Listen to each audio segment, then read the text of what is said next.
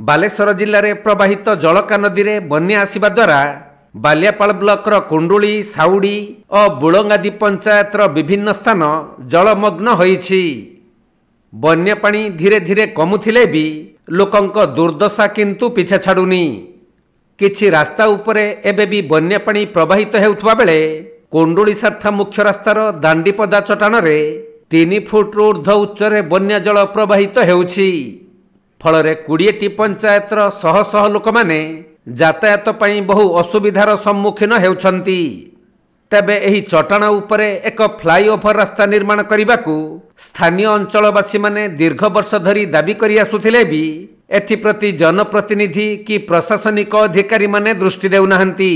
समस्या होची माने 3टी नदी जहाँकि बुढ़ाबुणग एवं जलका एवं सुवर्णरेखा जेकोसी नदी में पानी आसले आमर एठी पानी जमी जाए, पानी निष्कासन हुए नहीं, जहाँफल पानी जमी रहे जीवासबार माने बहुत असुविधा होची। तेणु एठी गोटे निहाती ओभरब्रिज पुल हवा दरकार। सरकार बहुत दिन प्रतिश्रुति दे रखिछन्ति किंतु पुल हबो हो नाही। समस्ते भोट बेले आस कांदती जे आमे पुल करदेबू, हाथी करदेबू, घोड़ा करदेबू, किंतु आमर एठी हजार समस्ते प्राय 90% चाषी आज कांदुचन्ति माने काहारी तोली नाही, काहारी चाष जमी चाष करि परिबा नाही।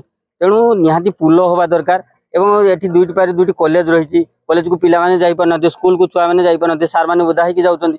तेणु सरकार निहाती निद भांगी से निहाती नजर देवा दरकार जे निहाती एठे पुल ओभरब्रिज पुलटी करवा दरकार। नुआ सरकार आछि तांको हमर एतकी अनुरोध निहाती हमर एठी पुल करदेले निहाती 50,000 लोक उपकृत हेबे। बालेश्वर को निहाती 40 मिनिट पहुंची परिबे, नहले आमे एठी दरडादी घुरी गले 1.5 घंटा लागि हमकु। तबे बालेश्वर मुख्यालय को जिबाकु हेले कुंडुली सार्था रास्ताटी अन्य रास्ता ठारू 10 किलोमीटर कम हेउथबारु बालियापाल और बस्ता ब्लॉकर लोक माने एही रास्ता देई बालेश्वर को यातायात करिथांती।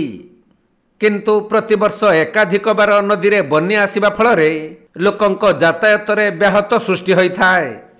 विशेषकरी बालेश्वर जिला चिकित्सालय को जाउथबा जरूरी एम्बुलेंस, बस सेवा, छात्र छात्री और व्यवसायी माने बहु असुविधारे पड़ुछंती। तबे चलित वर्ष एही अंचल रे दुई थर बन्या आसिलानी। तेणु पानी घेर रे रहुथबा लोक माने यातायात रे असुविधा भोगुथबा बेले कुंडुली सार्था मुख्य रास्तार दांडीपदा चट्टान रे ट्रैक्टर जुगे पानी पारी होई जाउछंती लोक माने।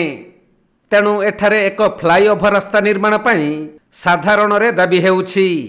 ए दांडीपदा चट्टान रे बर्तन 3 फुट उच्चरे पानी बर्तन प्रवाहित होउछि। प्रत्येक वर्ष 5-6 थर बन्या अछि।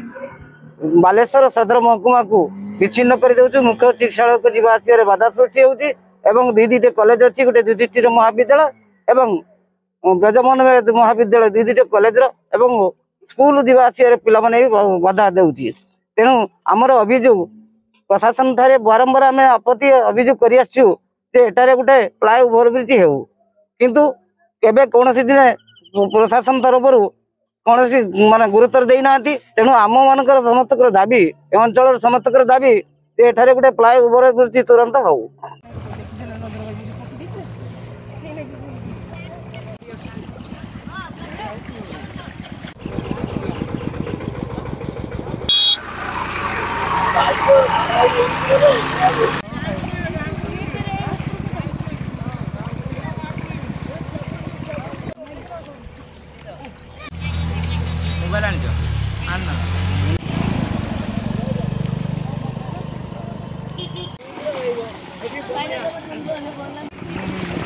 बालेश्वर जिला बालियापालरू सुभाष दास रिपोर्ट, कोणार्क लाइव।